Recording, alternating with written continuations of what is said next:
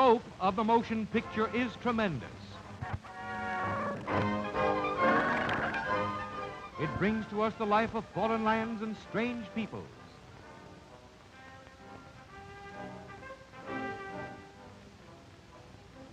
The highlights of current events. History in the making, in war and peace.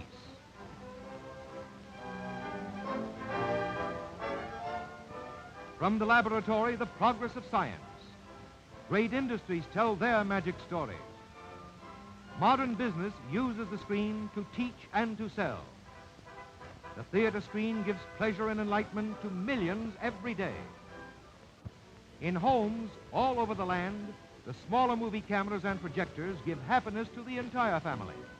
The pictures which we take ourselves perpetuate priceless memories of the changing years.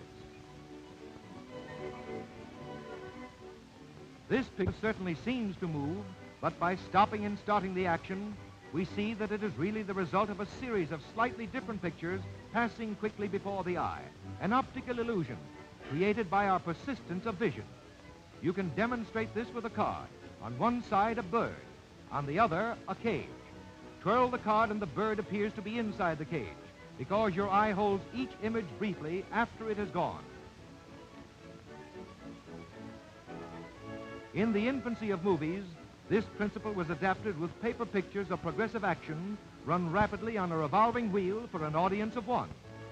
In the historic scene shown here appears the inventor of the first talking motion picture, Thomas A. Edison, greeting some of his fellow pioneers in the march of the movies. The drawings from which animated cartoons are made show us how persistence of vision is applied to the screen. There is no more motion in any one of these drawings than on a postage stamp, but on each one, the action is slightly advanced.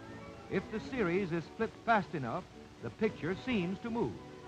These pictures are photographed and printed on a long, transparent strip of celluloid film. When run in a projector, they come to life. The essential parts of the projector are a pre-focused light source, easily replaced, an optical system consisting of condensers, adjustable reflector, and a quick focus lens, readily removed for cleaning.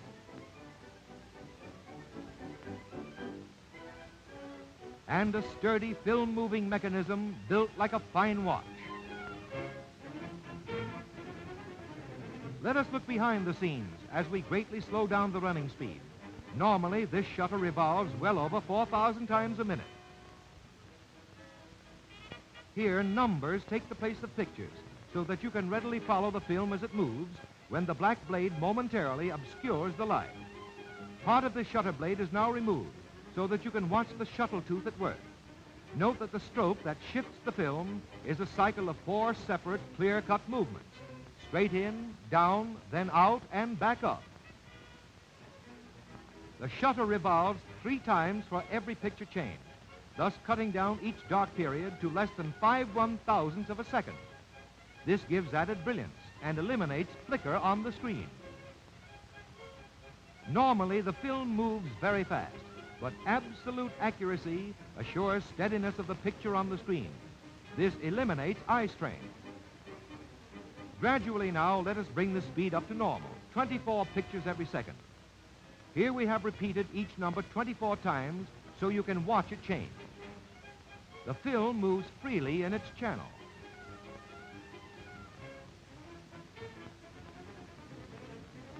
It is held steady by side tension.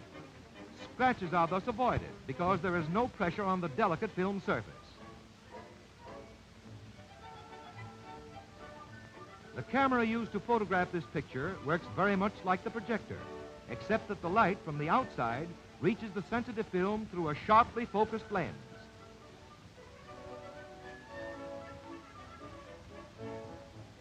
The precision of the camera must be matched by the accuracy of the perforations in the film.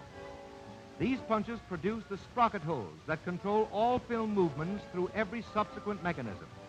A steady running camera and accurately punched film make it possible to superimpose 2 pictures to form a single composite scene. Here's a good example. The actors were photographed in Hollywood.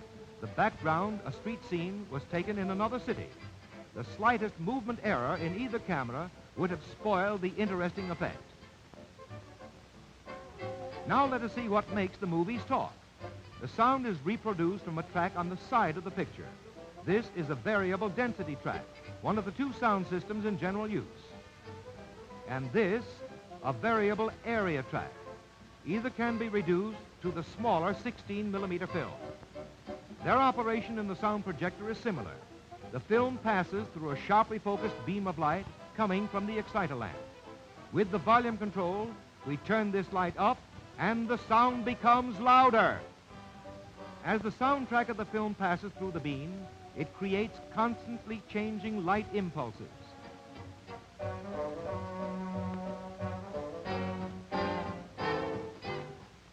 These are transformed into minute electrical currents by means of a photoelectric cell, then greatly amplified to become audible through the loudspeaker.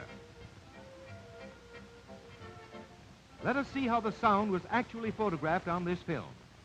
The recording of my off-screen voice, such as you hear in newsreels, for instance, is done after the picture film is edited.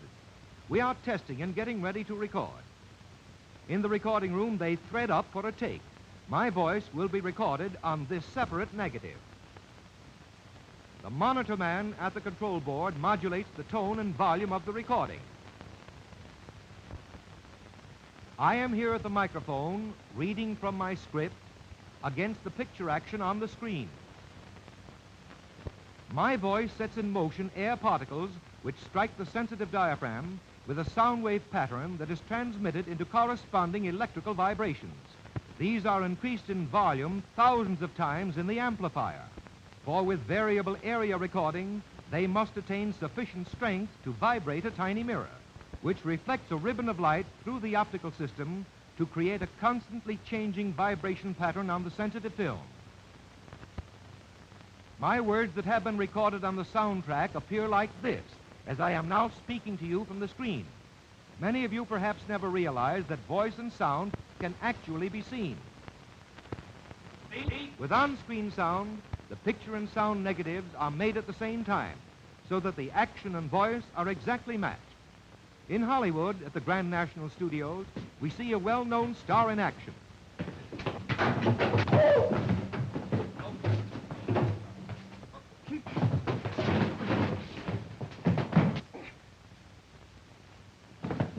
Cut! Fine, great. Developing of the negative film is done in intricate machines, but the basic principle involved is much the same as the way you develop snapshots in two solutions and wash waters. The picture is then printed. After the print is developed, it is cut and edited. Often from as much as 250,000 feet of exposed film, less than 8,000 feet will be selected to make up the finished picture.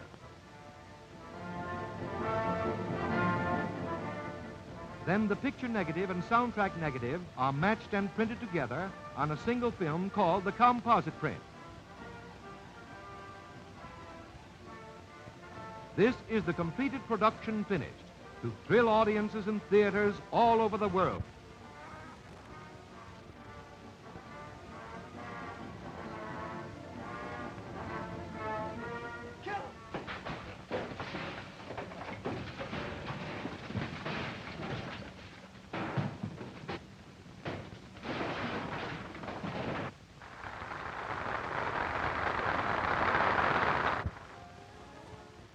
For smaller projectors, 16-millimeter prints of these same pictures are made from the standard negative on a reduction printer. Because these smaller prints are less than 1/4 the area of the standard film, extreme accuracy is absolutely necessary for good results.